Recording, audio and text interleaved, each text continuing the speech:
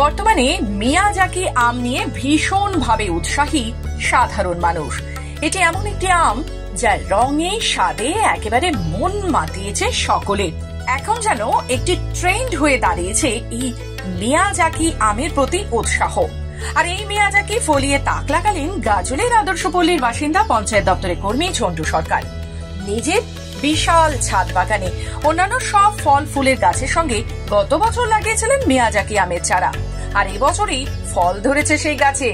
গাছে টকটকে রঙের সেই আম বাগানের শোভা যেন একেবারে বাড়িয়ে দিয়েছে অনেক গুণে। টিভিতে শুনে নার্সারি থেকে 1000 টাকায় মিয়াজাকি আমের চারা নিয়ে আসেন ঝন্টু বাবু। তবে অন্যান্য গাছে থেকে একটু পরিচর্যা বেশি করতে হয়েছে এর জন্য।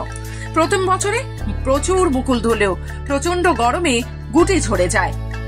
অনেক কষ্টে প্রায় 20টি আম বাঁচিয়ে রাখতে পেরেছেন। প্রতিটি আমের সাইজ বেশ ভালো, রঙও ভালোই হয়েছে। এবছর আরো বেশ কয়েকটি গাছ লাগানোর ইচ্ছে রয়েছে বলেও জানিয়েছেন তিনি। আমি নার্সারি থেকে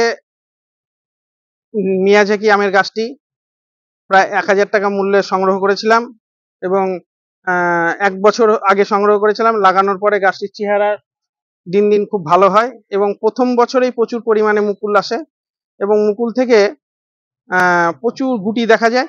সেই গুটিগুলির মধ্যে সবগুলোকে টিকাতে পারিনি। প্রতিদিন জল, গাছের গোড়ায় জল এবং গুটির মধ্যে জল দিয়ে দিয়ে আমি প্রায় 20টা আমকে টিকাতে পেরেছি। এখন পর্যন্ত 20টা ঝড় বৃষ্টি সহ্য করে দাঁড়িয়ে আছে। আশা করি এই আমগুলোকে আমি পাকাতে পারবো।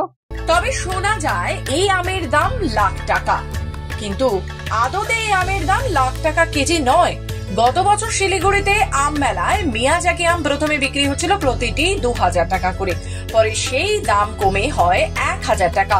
সেই হিসেবে প্রতি কেজি দাম হতে পারে এই ধরুন 5 থেকে 6000 টাকা। তবে এই আমের ভালো বাজার আছে। আম চাষিরা যাতে এই আমের চাষ বেশি পরিমাণে করতে পারেন তার জন্য তাদের দেওয়া হচ্ছে গাছের চারা। মালদা থেকে মাধব কুমার মণ্ডলের রিপোর্ট, খবর বাংলা।